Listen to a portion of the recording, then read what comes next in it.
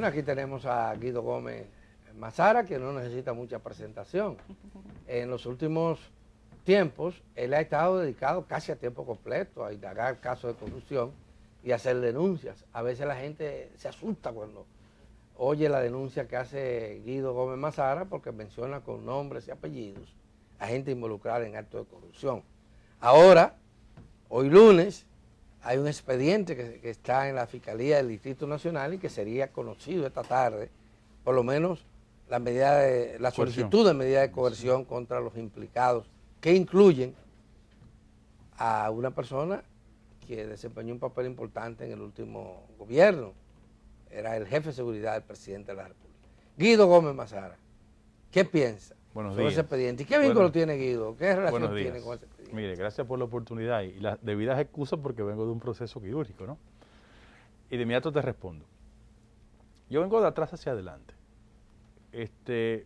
Humanamente, yo no puedo sentir alegría frente a una situación procesal de nadie.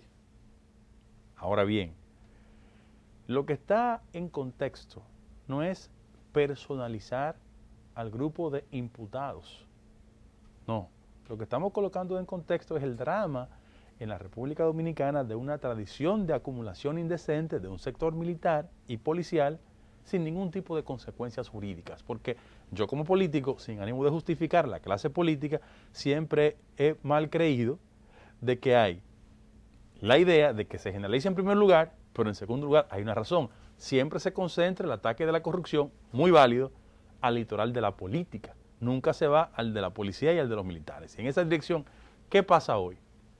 Bueno, el país el sábado conoció de unas medidas, unos allanamientos. Yo quiero recordarle a la gente que quien depositó esa denuncia en Procuraduría fui yo. ¿Esa es la verdad? En octubre la deposité.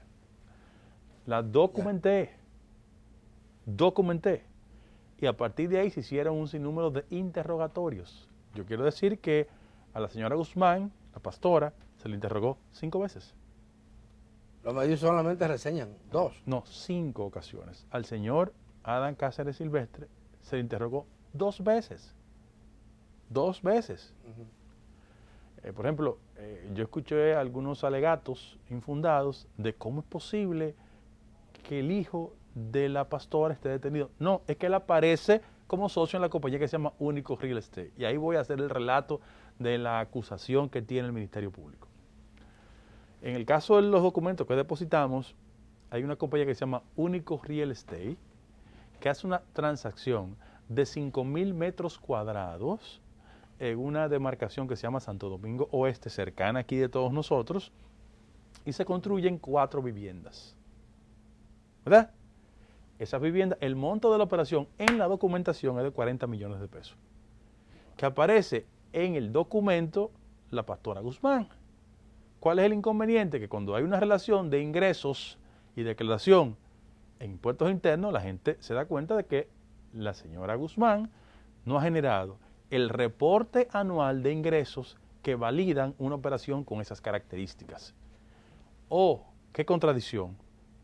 Una persona que no genera ingresos formales hace operaciones de esa naturaleza y las casas la ocupan personas que el país conoce perfectamente, entre ellas el ex jefe de la Guardia Presidencial durante el gobierno de Danilo Medina. Adán Cáceres Silvestre. Primer elemento que hay que demostrar. ¿Por qué? Porque el fundamento de la acusación de nosotros está orientada en el criterio siguiente. El artículo 146 de la Constitución, en su numeral 3, establece que los funcionarios públicos tienen que hacer una declaración jurada de bienes al entrar y al salir, pero fundamentalmente justificar sus ingresos. Y técnicamente, ¿ustedes saben cuánto gana un general? No. En este país. 72,000 pesos. Sí, 72,000. Es su salario. Entonces, hicimos un cálculo de pura aritmética. Con esos ingresos, esas casas no se corresponden. En función de eso dijimos, ok, vamos a partir de que la pastora... Pero los ingresos aumentan de acuerdo a las especializaciones. No, pero en el caso, la regla general, ese es el salario. Sí. Ahora, las especialidades lo que hacen es incrementar el salario. Exacto, correcto. Bien, pero entre los ocupantes de la casa, digo ocupantes porque la pastora aparece en el título. Hay un coronel, apellido Asa, que era el tesorero del cuerpo de ayudantes, y un coronel gana 40,000 pesos. Sin ningún tipo de especialidad. Para que ustedes vean las contradicciones. Ok. Pero si partimos de que el gesto de nobleza religiosa de la pastora le entregó a ellos para que ocuparan esa casa, fuimos a Sabana Grande de Boyá. Yo no soy un experto en la materia, pero climatizar una inversión en el sector avícola que implica producir pollos, huevos y gallinas, eso genera una inversión significativa. Y eso está inspirado en una fundación, que es una entidad sin fines de lucro, que, coincidencia de la vida, también aparece la pastora. ¿Cuál es el problema? Que tanto en la casa de Santo Domingo Este como en la finca avícola, la visibilidad de todos los ciudadanos era que el hoy imputado, Cáceres Silvestre, hacía vida ahí. Entonces, ¿qué ha hecho el Ministerio Público? Desarrollar un nivel de investigación, hizo 27 allanamientos y la presunción de inocencia tiene que prevalecer. Ahora, lo que está en contexto en este país es cómo esos militares tienen tanta suerte de conseguir muchos recursos y hacer inversiones que son millonarias. Y en función de eso yo espero y aspiro que se generen las indagatorias del lugar. Aquí, como mucha gente no conoce el lenguaje técnico jurídico, yo quiero hacer algún tipo de señalamientos. Lo primero es que la presunción de inocencia prevalece. Hasta que no intervenga una sentencia condenatoria, la gente es inocente. En segundo lugar, ellos no están presos, porque hay orden de detención. Y como se le va a conocer la medida, es en función del dictamen que emane de ese magistrado, se va a determinar si van a prisión o no. Los allanamientos... Mientras tanto, ¿cómo se llama eso? Detenido. Está detenido, técnicamente. Detenido. Técnicamente está detenido. Aquí hay muchos abogados de oído y opinadores, pero los allanamientos emanan de una autoridad competente. Claro. Y a nadie le llaman y le dicen, te vamos a allanar a las 4 de la tarde. No. Entonces, aquí hay mucha manipulación. Son 27 allanamientos correcto, que se hicieron. ¿Por qué tanto, Guido? Porque hay muchos inmuebles diseminados en todo el país.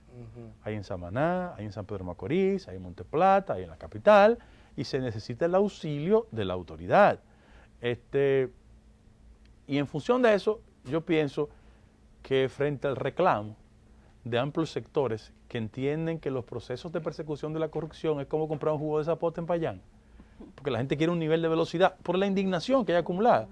Yo les quiero pedir que sigan teniendo paciencia, que hay muchos temas pendientes y que yo aspiro a que esa justicia independiente, poco entendida por algunos, siga haciendo los esfuerzos que el país requiere para una etapa de asentamiento de la vida nacional. Y una pregunta, Guido, tú que conoces muy bien el Ministerio Público, ¿tú crees que el Ministerio Público está en la capacidad y cuenta con los recursos necesarios para hacer frente a tantos procesos, tantos casos de corrupción con sus respectivas investigaciones y documentación robusta de expedientes? No tiene los recursos, lamentablemente.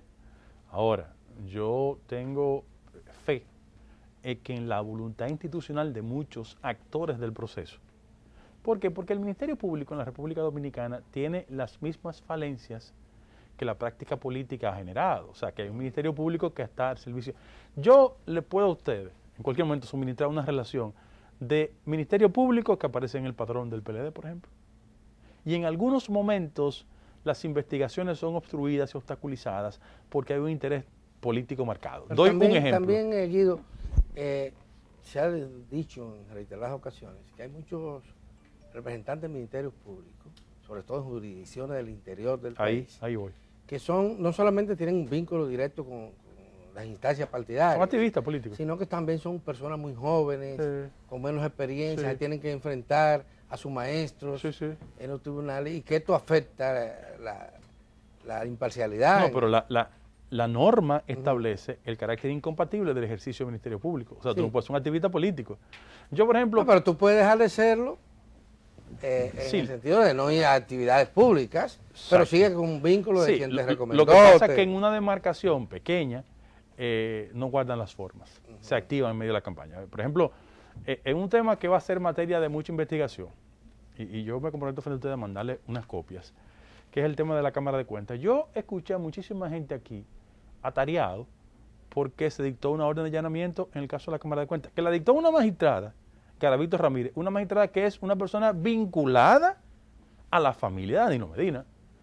Pero no porque los organismos de inteligencia me dan información a mí, que no tienen que dármela porque yo nunca voy al DNI. Sí, porque dicen que tú eres No, hombre. como ¿Qué tal? No. el asesor del DNI. No, eso no es verdad. Eso no es verdad. Yo nunca he ido a la oficina del DNI. El jefe del DNI es como hermano mío, Luis Soto. Somos amigos de toda la vida. ¿Ah, sí? Muchacho denizados, de muchísimas condiciones, que está haciendo un esfuerzo por darle un carácter civil a un instrumento que ha sido históricamente Militar. una instancia al servicio de la chismografía nacional y de fuente de manipulación de la vida privada de mucha gente. Pero yo nunca he ido al DNI ni tengo que ir al DNI. Eso son chismografías. Ahora, la otra verdad es que en el caso de la magistrada Garavito Ramírez es una persona no solo de la casa de Danilo, es que yo vivo al doblar, yo la veo cuando entra. ¿Tú entiendes lo que es? Entonces, frente a las perturbaciones futuras, tenemos un Ministerio Público que tiene mucha presencia. Por ejemplo, ella está conociendo la intención de revertir una orden de allanamiento que a su vez encontró documentos muy interesantes que están ahí. Y para mí me resulta cuenta arriba que la misma magistrada que autoriza el allanamiento lo revierta. Entonces, son de las dificultades que hay. ¿Por qué? Se dice que ella está sometida a amplias presiones. No, ella es una activista cercana a Danilo Medina. Esa es la verdad. Ella fue ingresada al Supremo Corte de Justicia en la última ola. Ahora, hay elementos ahí que van a ser... Pero parece que es honesta. ¿O no? Pues es una persona decente. Una persona decente. Frente a eso yo quiero decir lo siguiente. Hay temas como el de la Cámara de Cuentas, que en los próximos 15 días ustedes van a recibir noticias.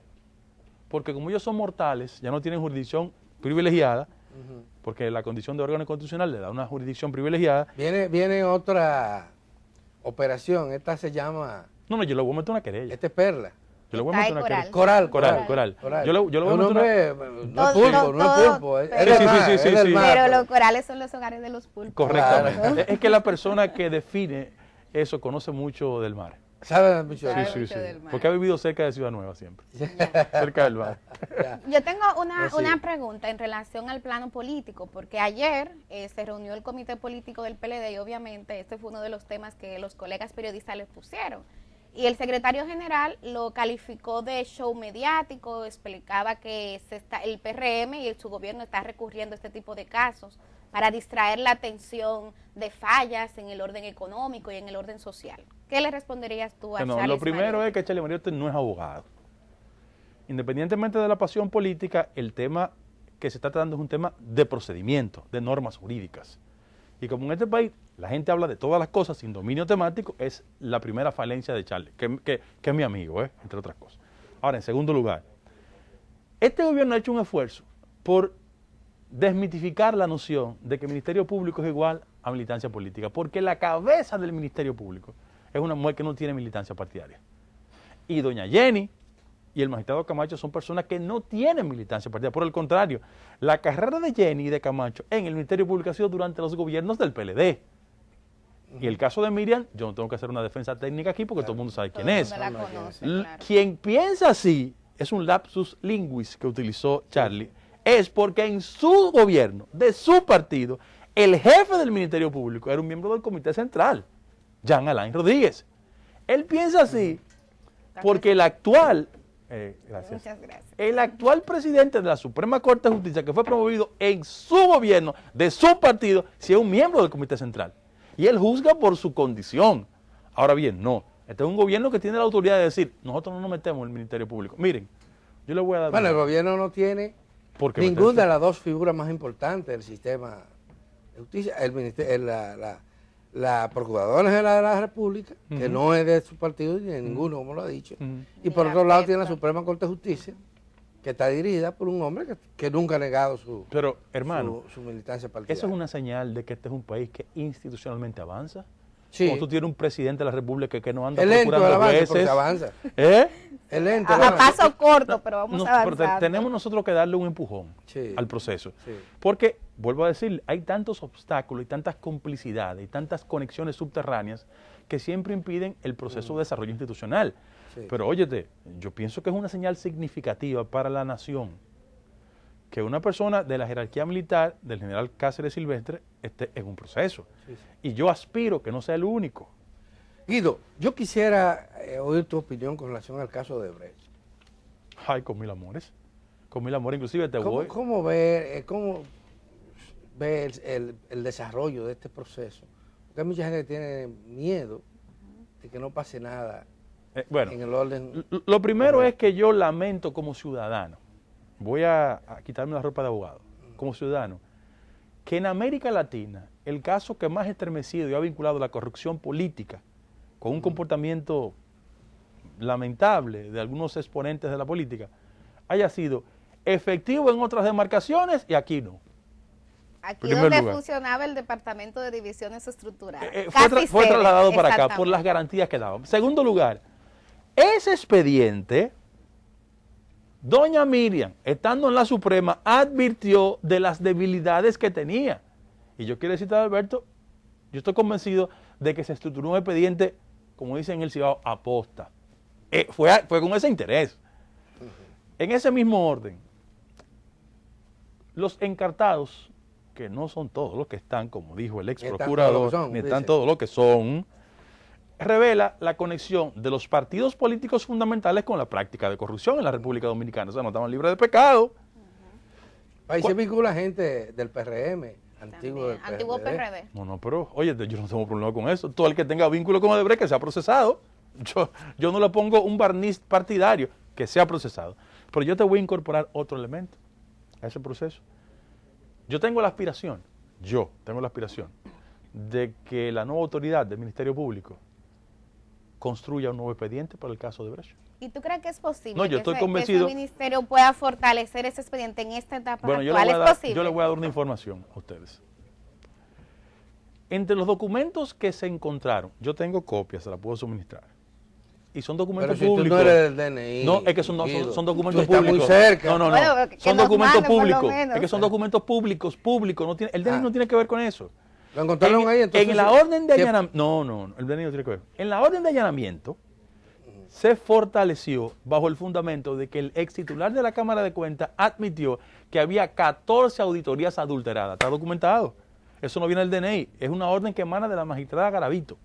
Ahora, ¿qué pasa? Entre los elementos que compone ahí está la admisión de que Punta Catalina está adulterada. Y yo tengo la adulterada auditoría y la otra.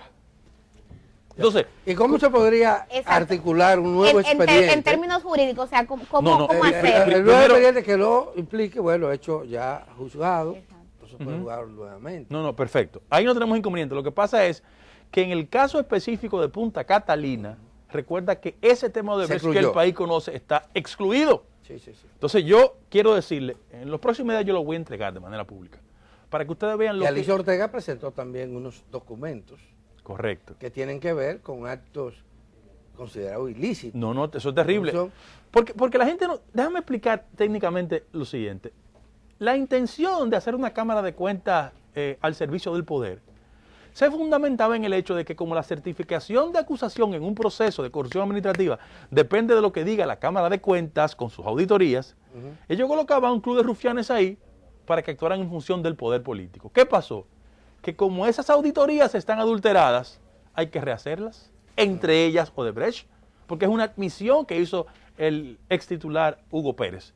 Entonces, Hugo Álvarez Pérez, para precisar su nombre. Entonces, en función de eso, yo quiero pedir a ustedes que tengan paciencia. Yo les voy a entregar una copia de esas auditorías. Repito, son públicas. No es que nadie me la entrega, públicas. Bueno, podría articularse ese expediente. Hay otra cosa que tampoco fue incluida dentro del expediente que está en proceso en los tribunales, y son las auditorías que tienen que ver con las obras que construyó en el país la Odebrecht. Oye, no, pero tú tienes dos temas ahí que no han sido ventilados. Yo recuerdo cuáles son las adulteradas, la del ex ministro administrativo, la de educación superior, la de la Lotería Nacional, la del Ejército Nacional. En los ejércitos hay que ver eso. Ellos compraban gasolina como que era para la NASA. Wow. Son 14. Yo la tengo, la Lotería Nacional. Es un grupo interesantísimo. Y como se admitió que estaban adulteradas, bueno, hay que rehacerla. Sí, pero esa es una cosa, yo me refiero también al tema Odebrecht. Ah, no, claro. Porque entre ellas estaba la de Odebrecht, por eso la estoy enumerando. Bueno, vamos a hacer una pausa, Guido. Cuando regresemos, yo quiero también que hablemos un poco de las expectativas con la nueva Cámara de Cuentas. A ver si da tiempo, porque también tenemos un segundo invitado que creo que ya está llegando. Vamos a la pausa y regresamos.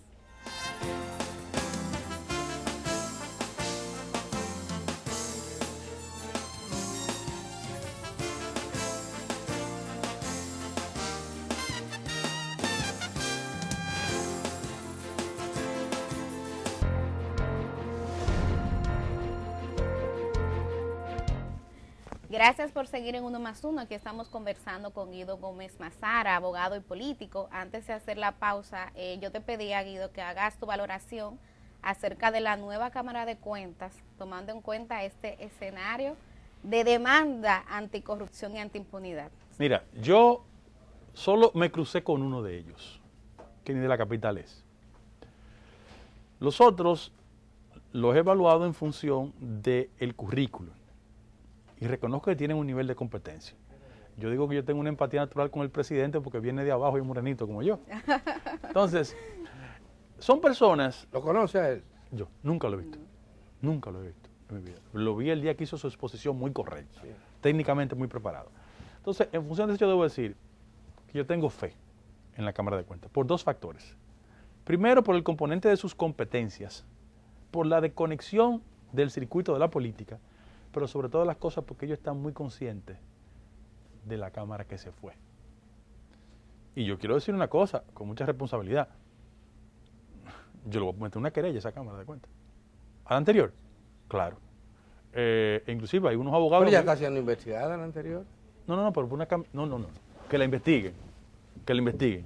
Ahora, hay unos amigos tuyos, abogados, que de conformidad con la opinión del Contralor Interno de la Cámara de Cuentas, que le decía que no le pagara, la Cámara de Cuentas anterior cometió la ligereza de pagarle, violando la ley de compra y contrataciones a esos abogados. De fondos públicos para con fondos públicos. Para una defensa personal, haciendo pago con fondos de la institución. Entonces, tú puedes escribir lo que le voy a poner una querella. ¿Por qué? Porque en el caso específico de los ex titulares, ellos admitieron toda clase de vagabunderías. Hay una admisión del ex titular que dice que un señor de apellido Batista creó una unidad que tenía la característica de falsificar las auditorías. O sea, las auditorías entraban malas y las ponía buenas. Y que no se hacía gratis. Tú puedes estar seguro que yo voy a hacer eso en las próximas 2 semanas. ¿Por qué? Porque esa es una lectura importante para los nuevos titulares, de las consecuencias que se generan en esta sociedad cuando usted le dan una oportunidad en una función pública y no se comporta correctamente. Pero yo tengo fe de que ese grupo de jóvenes lo va a hacer bien. Guido, tú evidentemente que no has querido aceptar ningún cargo dentro del gobierno. Por ahora no.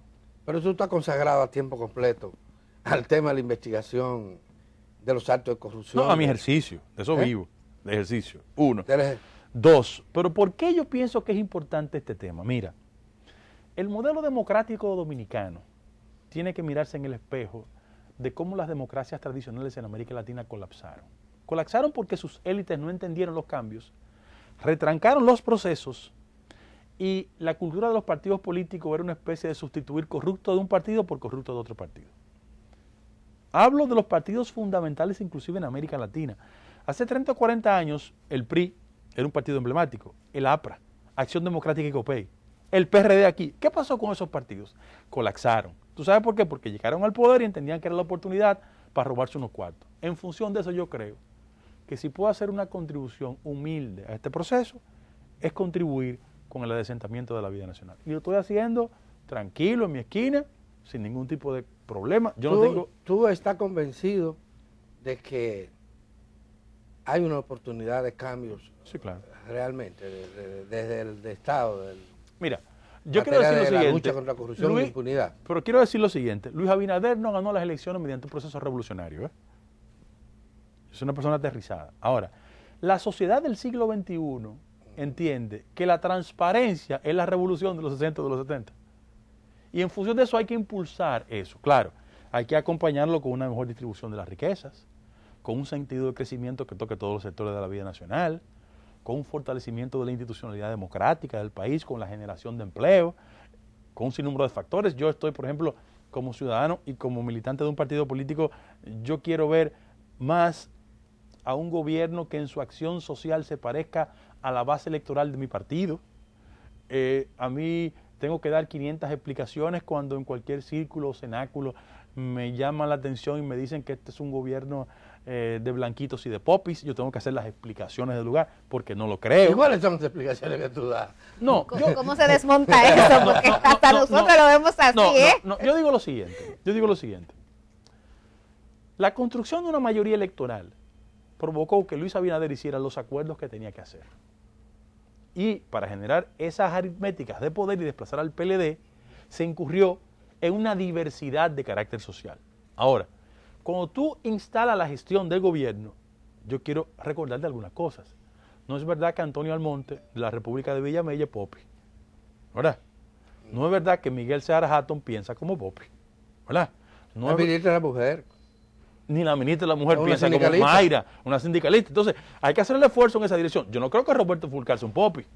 Ahora, que en el esfuerzo de parece, diversidad... sí, No, hombre, pero ¿para dónde vas? Pero Roberto Fulcar del sur, No, doctor en educación. El tema es... el Doctor en siguiente. educación, Sí, sí, no quiero personificar. Sí. Pero tú sabes también que hay mucha gente que viene de origen muy humilde y que después cuando llega al poder se vuelve loco. No, pero yo no creo que es el caso de Roberto. No, te dije, te aclaré. no te quiero- Ve a de sur, Morrison, ¿de dónde? Cocolo como yo, ¿de dónde va a ser Popiese? O ve a Santiago, y Andrés Cuertos, el de norte. Es decir, pero tenemos que hacer un esfuerzo en esa dirección. ¿Por qué?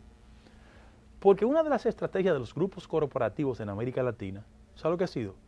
Cooptar los partidos políticos. Y hay que tener mucho cuidado con eso. Sobre todas las cosas, porque nosotros en el PRM... Es que antes los empresarios eran unas cosas, los políticos ahora. Ahora, ¿qué ha ocurrido en los últimos tiempos?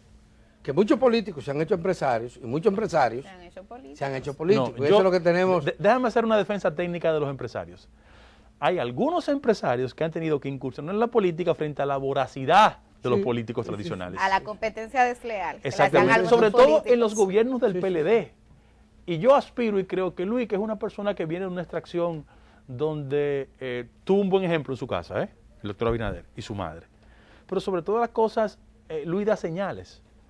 Yo no veo a los hermanos de Luis siendo suplidores del Estado. Sí.